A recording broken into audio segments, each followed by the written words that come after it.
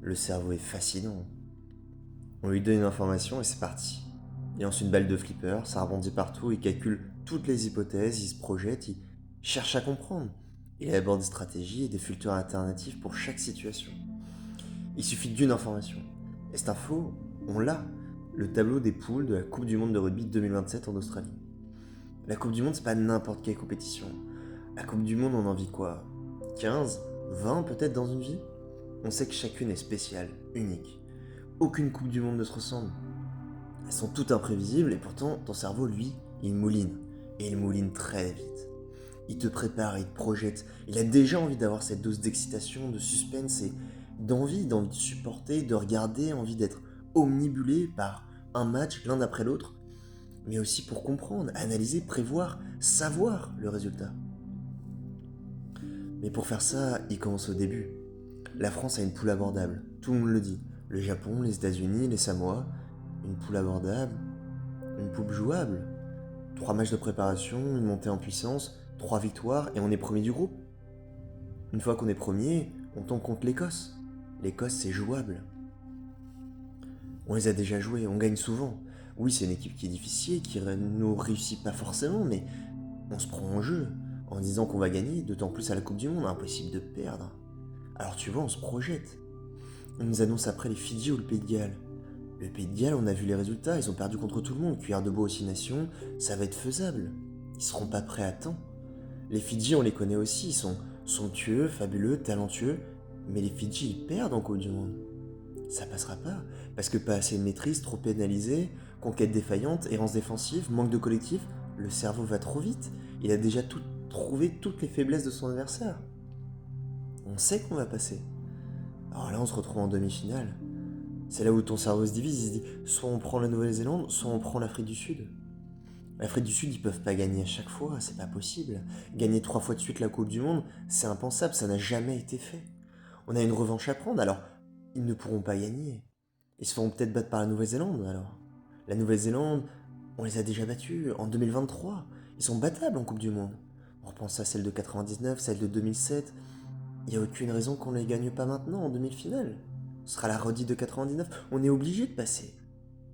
Alors là, on projette l'équipe de France en finale. Il n'y a pas d'autre discussion possible, il n'y a pas d'autre alternative. Ton cerveau a fait un chemin. Phase de poule, huitième de finale, quart de finale, demi-finale. On arrive à la finale et alors là, on se dit, les équipes potentielles, c'est quoi? C'est qui? L'Australie, l'Irlande, l'Angleterre? L'Australie, on sait, ils seront chez eux, mais ça ne nous a pas empêché de perdre la dernière fois. Alors, ça devrait passer. Les Irlandais, ils n'ont jamais passé l'écart. S'ils arrivent en demi-finale ou en finale, ce sera déjà énorme. L'avantage sera pour nous. On est déjà allé en finale plusieurs fois. On ne pourra pas perdre contre les Irlandais. Et alors là, les Anglais, c'est juste impossible. Ton cerveau fait un blocage et il ne peut pas. Il ne peut même pas conceptualiser le fait que tu perdrais en finale de Coupe du Monde contre des Anglais. Ça a été déjà l'enfer de les voir gagner en 2003. Impossible que ça se reproduise.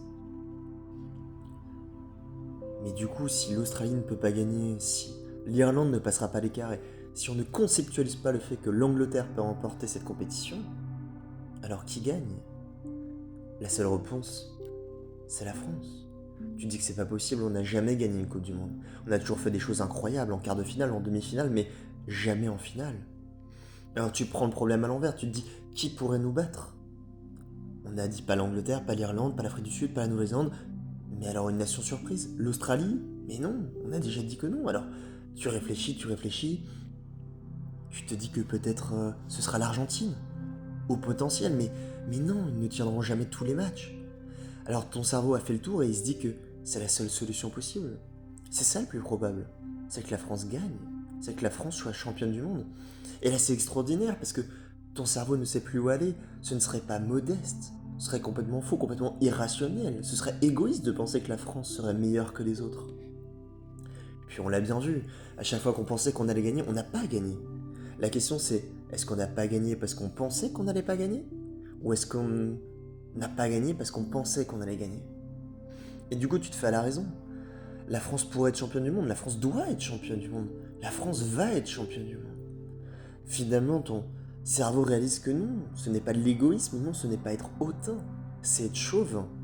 Et si on peut être chauvin, alors on peut être français. Si on peut être français, on peut jouer au rugby. Si on peut jouer au rugby, on peut être champion du monde.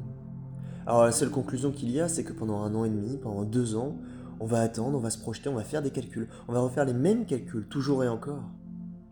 La seule conclusion qu'on va avoir, la seule et l'unique qui va revenir, c'est que la France peut être championne du monde. Et ça, c'est extraordinaire.